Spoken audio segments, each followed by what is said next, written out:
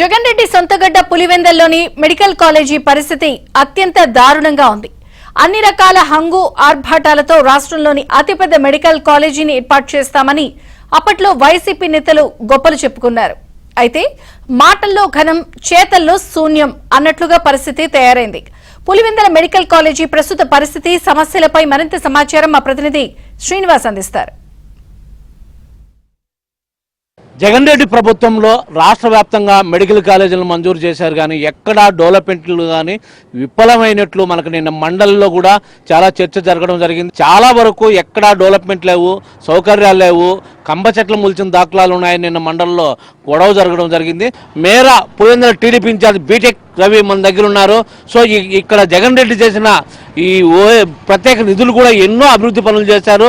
So అవి ఎట్లున్నాయి, దీంట్లో భాగంగా ప్రధానంగా మెడికల్ కాలేజీ పరిస్థితి ఏంది, ఒకసారి ఆయన అడిగి తెలుసుకుందాం. అన్న చెప్పండి. ప్రధానంగా ఈరోజు పులివెందులలో మనం ఈ మెడికల్ కాలేజ్ దగ్గర ఉన్నాము. ఇది ఎలక్షన్స్ కన్నా 2 నెలల ముందు హడావుడిగా ఓపెనింగ్ చేశారు.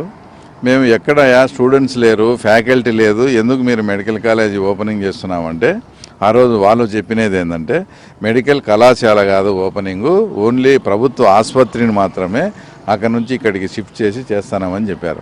ఇంకోటి ప్రధానంగా ఇది పులివెందులకు 4-5 కిలోమీటర్ల దూరంలో ఉంది, ఇది కడప రూట్లో. అప్పటి కలెక్టర్ హరికిరణ్ గారు కానీ తర్వాత విజయరామరాజు కానీ ఒక సర్టన్ పాయింట్లో అంటే ఔటర్ రింగ్ రోడ్లో శ్రీకృష్ణ ఆలయం అని ఉంది. శ్రీకృష్ణ ఆలయం ఎదురుగా ఇప్పుడు క్రికెట్ స్టేడియం కట్టారు. దాని పక్కన అంతా కూడా అనేకమైనటువంటి ఒక 60 నుంచి 100 ఎకరాలు గవర్నమెంట్ ల్యాండ్ ఉంది. ఇక్కడైతే ప్రజలకు సౌకర్యంగా ఉంటుంది, దాదాపు పులివెందుల టౌన్లోనే కట్టినట్టుంటుంది, అంతా కూడా గవర్నమెంట్ ల్యాండ్ ఉందని ఆ రోజు అందరూ కలెక్టర్లు కూడా రికమెండ్ చేసి పెట్టినా కూడా ఇక్కడ కేవలం ఈ hospital back side Bhaskar Reddy గారి తర్వాత భారతమ్మ బంధువుల పొలాలు ల్యాండ్స్ ఉన్నాయని అది వాళ్ళు పట్టుబట్టి అక్కడ నుంచి ఇక్కడికి షిఫ్ట్ చేయడం జరిగింది. ఇది ఫస్ట్ డ్రాబ్యాక్. ఎందుకంటే పులివెందుల టౌన్లోనే అంత ల్యాండ్ ఉండి అక్కడ కట్టింటే బాగుండేది, అక్కడ కట్టకుండా ఇంత దూరం తీసుకొచ్చి ఈరోజు హాస్పిటల్ మార్చి పేషెంట్స్ కానీ వాళ్ళు రావాలంటే ఆటోలలో 30 రూపాయలు 40 రూపాయలు తీసుకుంటున్నారు. కనీసం హాస్పిటల్ ఇక్కడ మార్చినప్పుడు ఒక బస్ స్టాప్ పెట్టి అక్కడ ఏదైనా వాళ్ళు ముఖ్యమంత్రిగా ఉన్నారు, అనేకమైన కంపెనీలు ఉన్నాయి, ఒక సిఎస్ఆర్ కాలం కింద 2 ఏదైనా వ్యాన్లు పెట్టి రోగులకు సప్లై చేసింటే బాగుండేది. ప్రతిరోజు రోగులు ప్రత్యక్షంగా ఇబ్బంది పడేది కూడా మేము చూస్తూ ఉన్నాము. అదొకటి కేవలం హడావుడిగా మా హయాంలో ఇన్ని శాంక్షన్ చేసినాం, ఇన్ని కట్టినామని హడావుడిగా తొందర పెట్టి చేసినారు తప్ప వాస్తవంగా ఇది కాలేజీ రన్ చేసే పరిస్థితిలో లేదు. మేము కూడా మా ముఖ్యమంత్రి గారిని కూడా కోరేది ఏంటంటే ఏది ఏమైనా అతను కాలేజీ కడతా ఉన్నాడు, దానికి కావాల్సిన బిల్స్ ఇచ్చి మన హయాంలో మన ద్వారా వాళ్ళు ఎన్టీఆర్ యూనివర్సిటీ ఏదైతే మార్చినారో ఇక్కడ కూడా మన ప్రభుత్వంలో దీన్ని కంప్లీట్ చేసి దీని వైఎస్ఆర్ను ఎన్టీఆర్గా మార్చాలని కూడా మా రిక్వెస్ట్. మరి టీడీపీ నేత స్థానిక నేతగా ఉన్నారు.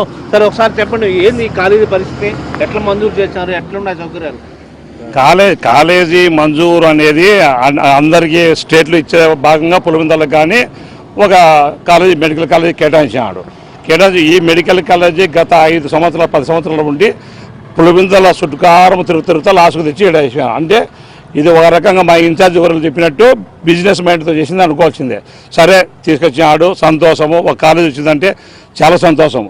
అయితే ఇప్పుడు వచ్చేసి ఈయన ముఖ్యమంత్రిగా ఉన్నాడు, దాన్ని శాంక్షన్ చేసినాడు, అది అసంపూర్తిగా ఓడిపోయింది. అసంపూర్తిగా నిలబడినప్పుడు దానికి ఏం చేయాలి, అతను మళ్ళీ ఎమ్మెల్యే అయినాడు, ముఖ్యమంత్రి కాలేకపోయినాడు, ప్రతిపక్ష నాయకుడు కాలేకపోయినాడు. ఎమ్మెల్యే అయిన అతను ఇంతమంది 2,20,000 మంది ఓటర్లలో అతనికి 1,40,000 1,30,000 ఓట్లు వేసినారు. అతనికి వేసినాక రెస్పాన్సిబిలిటీ లేకుండా ఇంట్లో వండుకొని అసెంబ్లీకి పోకోకుండా ఈ సమస్యలు ఎవరు పరిష్కరించాలా? ఈ తాలూకాకి ఎవరు ఎమ్మెల్యే అంటే మొదటి పొర అనుకుంటాం మనము. ఆయన దగ్గర చేయాల్సింది ఆయన ఇంట్లో పండుకొని కొంపలో ఇప్పుడు వచ్చేసి ఐవీవి అని చెప్పి వాళ్ళతో అంటే ఎవరితో మండలిలో బాధ్యత లేని వ్యక్తుల చేత, వాళ్ళకేం బాధ్యత ఉన్నది మేము భావించడం లే, బాధ్యత లేని వ్యక్తుల చేత మాట్లాడిస్తున్నాడు.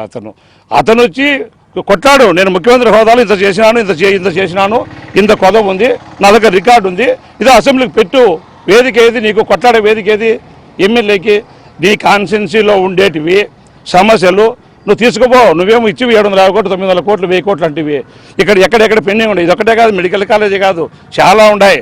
ఆయన ధైర్యంగా అసెంబ్లీకి పోయి మాట్లాడాలా, అతనికి బాధ్యత ఉంది. అతని బాధ్యత లేకుండా ఉండాలని ఇట్లే ఉంటే కన్నా దయచేసి ఈ ప్రాంత ప్రజలకు సారీ చెప్పి అతని ఎమ్మెల్యే పదవికి రిజైన్ చేస్తే ఎక్కేవాడు అన్ని చూసుకుంటాడు. ఆ వచ్చేవారికి దమ్ము ధైర్యం ఉంటుంది, చేసేదానికి ఉంటుంది. పులివెందుల వైఎస్ఆర్ మెడికల్ కాలేజీకి సంబంధించి ఇప్పటి వరకు ఏంటి జగన్ ప్రభుత్వం హయాంలో పులివెందుల పట్టణ శివారులో ఉన్న 54 ఎకరాల్లో 500 కోట్లతో ఏర్పాటు చేసిన ఈ కాలేజీ కేవలం 293 కోట్లు పూర్తి చేసి మిగిలిన అడికే పనులు ఆగిపోయాయి. వీడియో జర్నలిస్ట్ వీరనారాయణతో శ్రీనివాస్, ఏబిఎన్ ఆంధ్రజ్యోతి, కడప.